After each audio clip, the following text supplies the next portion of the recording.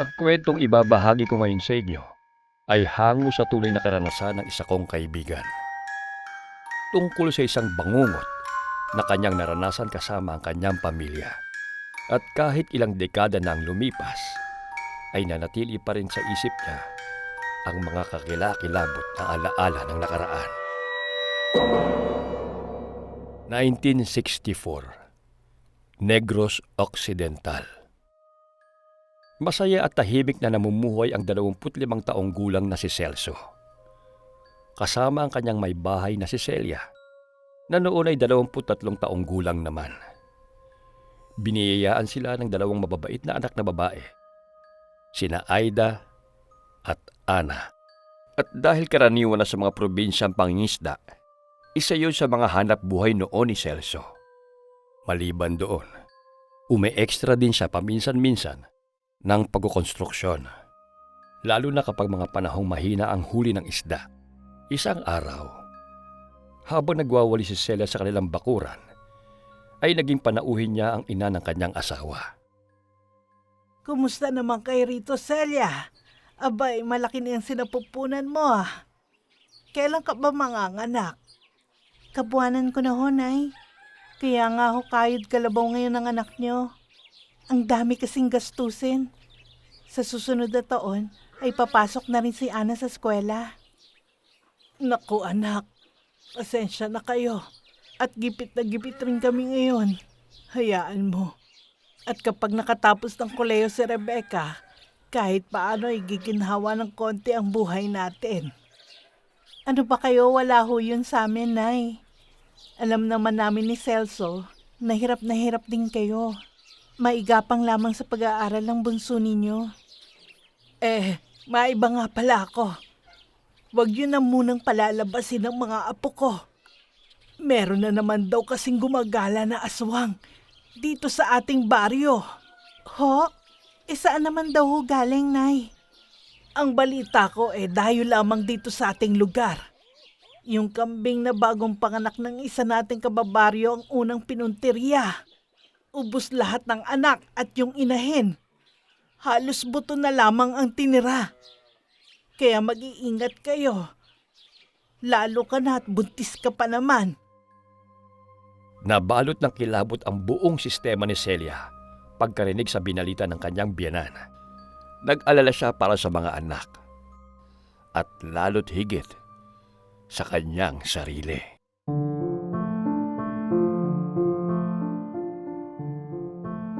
Ang gabing yun, ay ikinuwento niya rin sa asawang si Celso ang tungkol sa aswang na gumagala di umano sa kanilang lugar. Baka naman may dagdag lamang niyang kwento, Celia. Alam mo naman ang chismis. Bago pa makarating sa'yo, iba't ibang bersyon na. Ang inay na nagsabi sa akin, Celso. Wala naman siguro masama kung mag-iingat tayo. Nag-aalala lang siya para sa atin. Lalo na medyo malayo ang kanila rito sa atin. Tapos madalas ka pang wala. Ang lupang kinatitirikan kasi ng bahay ni Celso ay namana niya sa kanyang mga magulang. Kaya lamang, malayo yon sa mga kapitbahay. Dahil dati nila yung sakahan. Mayroong bahay kubo na ilang kilometro ang pagitan mula sa kanila. Ngunit walang nakatira roon. Sa bagay, maigi na rin nga yung alerto tayo.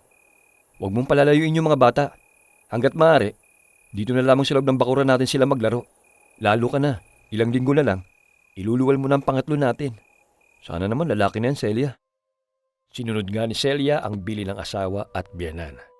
Ang mga anak naman niya ay pinalaki nilang masunurin. Kaya magmula ng kausapin niya ang mga ito, ay halos hindi na talaga lumabas ng bahay.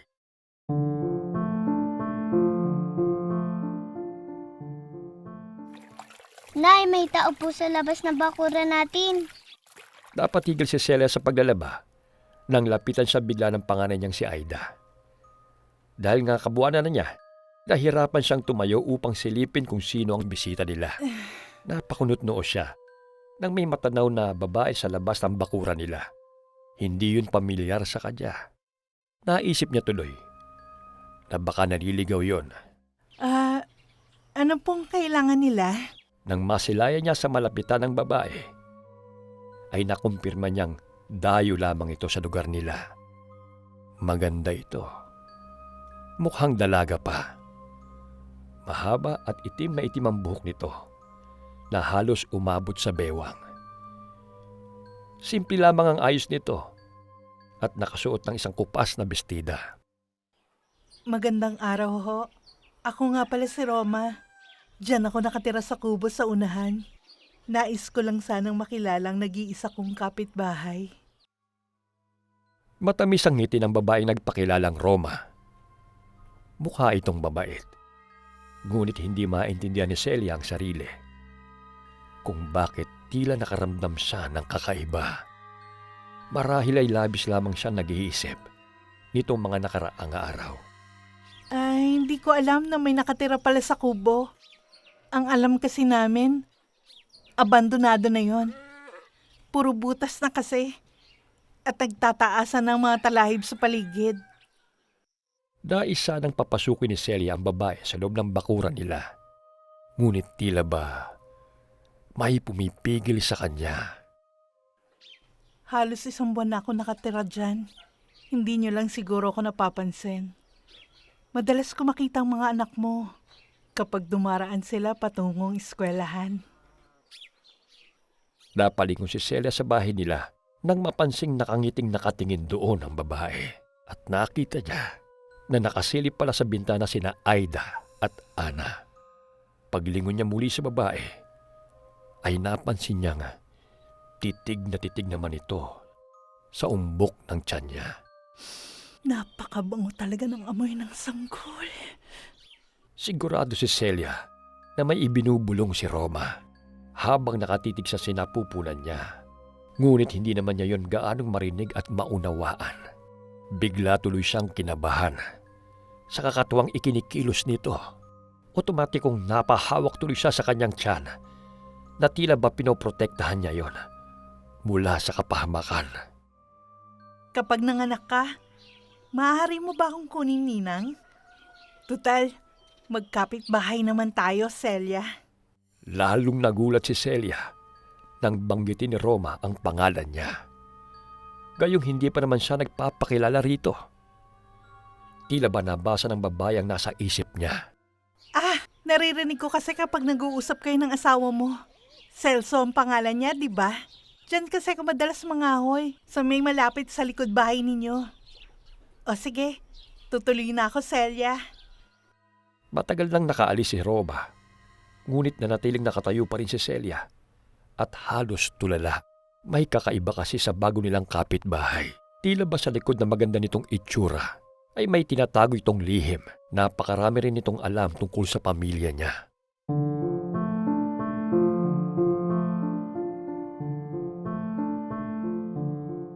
Hindi ka dapat nakikipag-usap kung kani-kanino, lalo na kapag dayo lang pala dito sa ating lugar. Baka mamaya, yan pala yung sinasabi nilang aswang na gumagala rito sa atin. Sermon na natanggap ni Celia mula sa asawa nang ikwento niya rito ang tungkol kay Roma. Hindi naman natin dapat husgahan ng ibang tao. Lalo na't wala naman tayong sapat na basehan, Celso. Yang mga katwiran mong yan, Celia, ang magpapahamak sa atin. Basta sa susunod, huwag ka nang lalapit sa babaeng yon, lalo na yung mga bata. Sa iyo nakasalalay ang kaligtasan nyo kapag wala ako rito. Hindi na lamang umimik si Celia para hindi na humaba pa ang diskusyon nila ng kanyang asawa.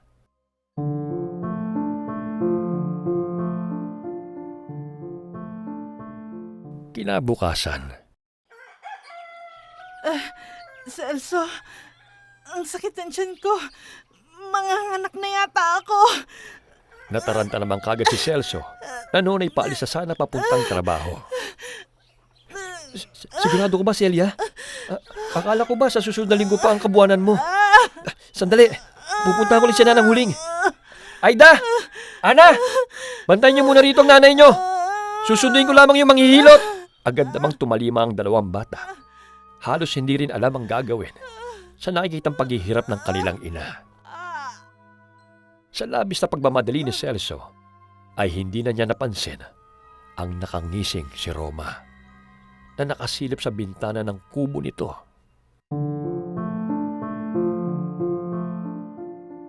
Patiwasay na nailuwal ni Celia ang pangatlo nilang supling.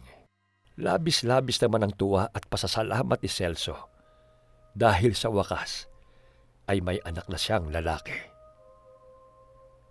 Pagsapit ng 10:00 ay dumating ang pamilya ni Celso at naganda ng kaunting salo-salo para sa kanila at kay Nanang Huling.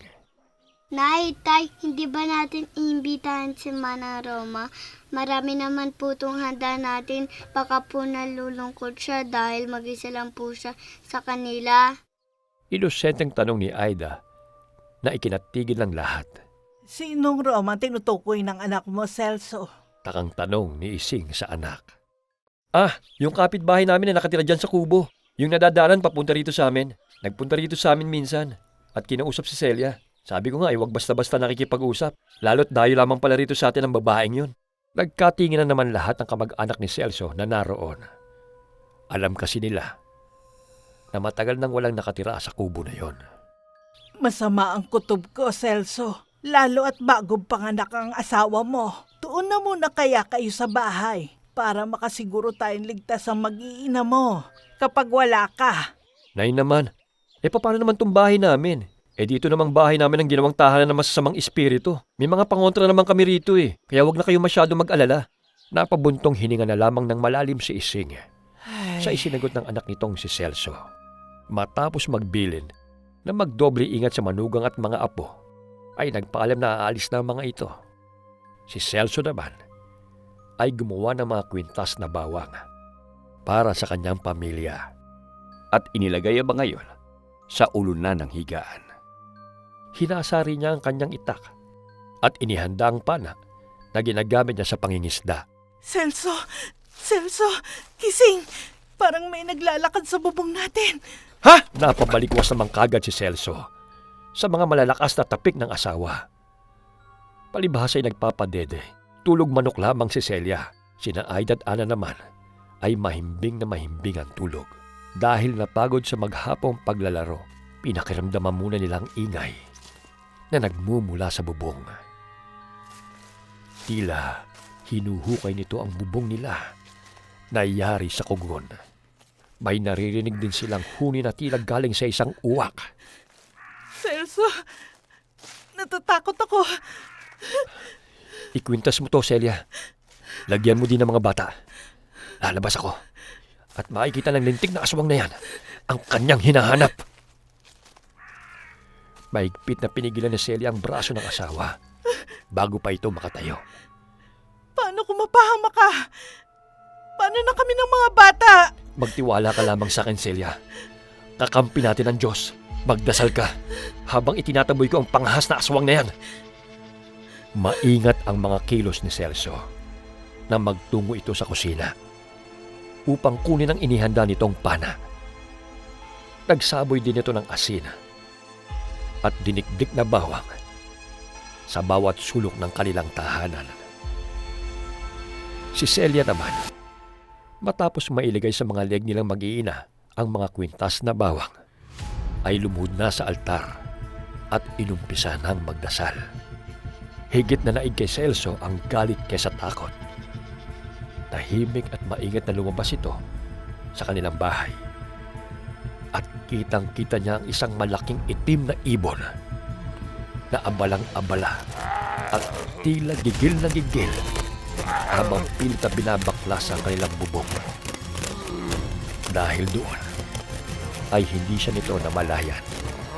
Si Celso ay isa sa mga mahuhusay na mamamana sa kanilang lugar.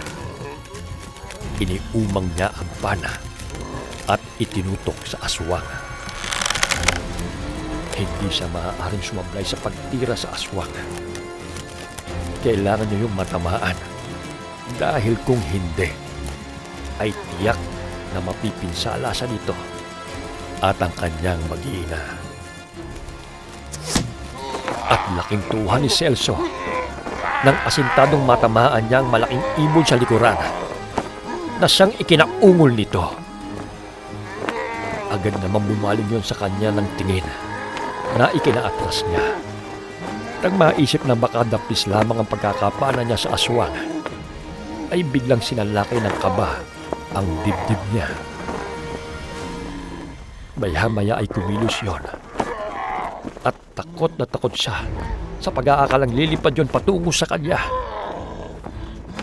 Ngunit, nagulat siya nang ang tinahak na direksyon ng aswang ay palayo sa bahay nila at patungo sa kubo. Nakatusok pa rin sa likod nito ang palaso ng kanyang pana. At napansin niyang tila hirap na hirap yun. Tila mabagal lamang ang paglipad. Susundan sana niya ang aswang, ngunit naalala niya ang kanyang pamilya. Kaya nagmamadali siyang pumasok sa loob ng bahay at mahigpit na ikinandado ang pinto. Celso! Ano nangyari? Nasaan ang aswang? Ang lumuluhang tanong ni Celia habang yakap ng mahigpit ang bagong silang na anak nila. Habang wala pa rin kamalay-malay ang dalawang anak nilang babae sa mga nagaganap. Natama ko ang aswang sa likuran, Celia. At mukhang tamang hinala namin ni nanay. Ang dayong si Roma, ang aswang. Hindi na tayo ligtas dito sa lugar natin hanggat hindi tuluyang napupuksa ang mapaminsalang aswang na yun. Itutuloy. Shout out kay Grace Lee Lacerna from UAE. Kamusta kayo dyan mga kababayan? Kay Hope Heaven Masilongan, maraming salamat for guesting.